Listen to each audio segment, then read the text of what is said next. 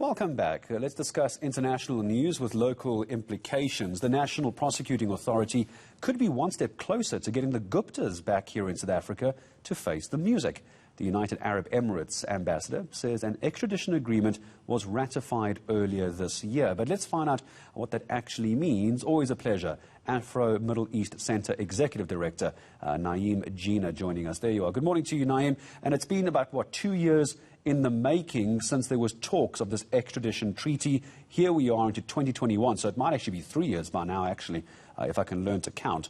What does this actually mean, though? Does this mean that the Guptas will definitely end up back in South Africa, or is that too a simplistic way of looking at it?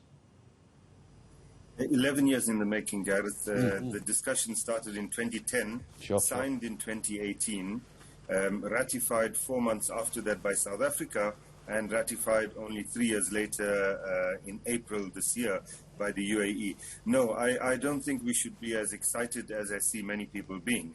The UAE is not keen on these kinds of things.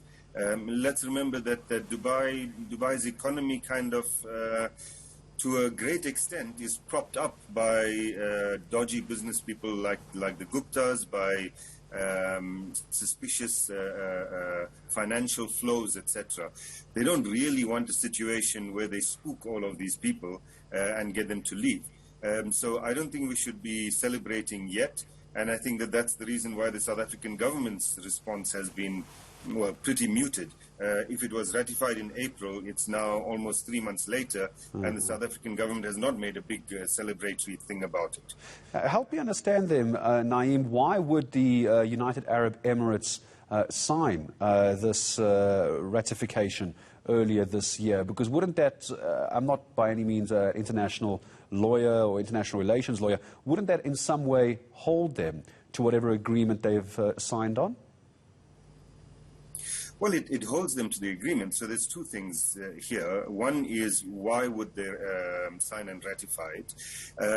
So they delayed the ratification for 3 years. It seemed that they were just going to indefinitely delay it, despite threats, for example, from our NPA to go to the media and make a big stink about it, etc., which was, I think, a year or 2 years ago.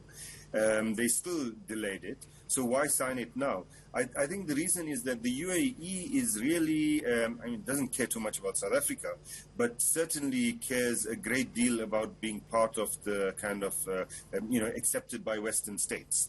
You now have a situation where the United States has laid charges against the Guptas, where Peter Hain spoke at the Zondo Commission, fingering directly the Emir of Dubai.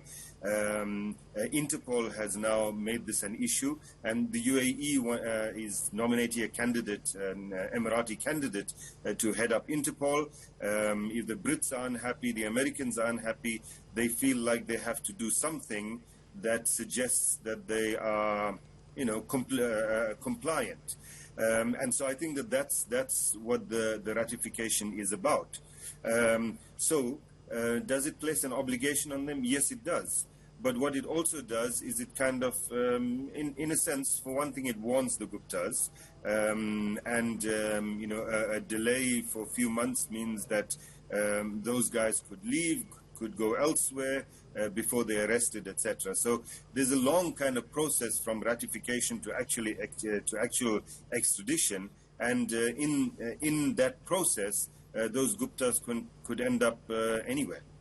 So what kind of pressure, Naeem, could the South African government, now that this agreement has been ratified, do we have any leverage for us to use in this case? Could we try and force the UAE's hand, or does it still come back to what the UAE is willing to do and willing to assist with?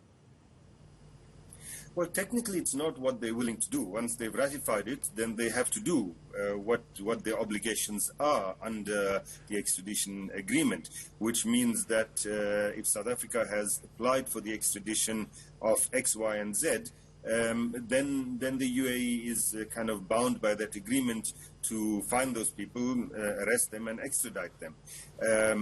What I'm saying is that it could take a while for those people to be found, and in that period they might end up in India, for example.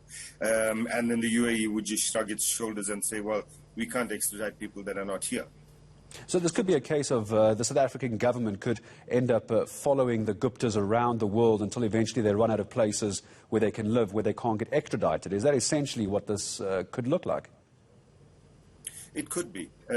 Look, I'm taking the most cautious approach in terms of the UAE extradition agreement, and I'm doing that because partly for what I said, partly also that thus far the only people that the UAE has actually quote-unquote extradited or deported are foreign migrant workers and political extraditions to, for example, Saudi Arabia. Other than that, they have not extradited any criminals, anyone for illicit financial flows, etc. And I'd be surprised if the first one they do is to an African country, and it's these Guptas who actually, from what we hear, are quite well off in the UAE and, in a sense, protected.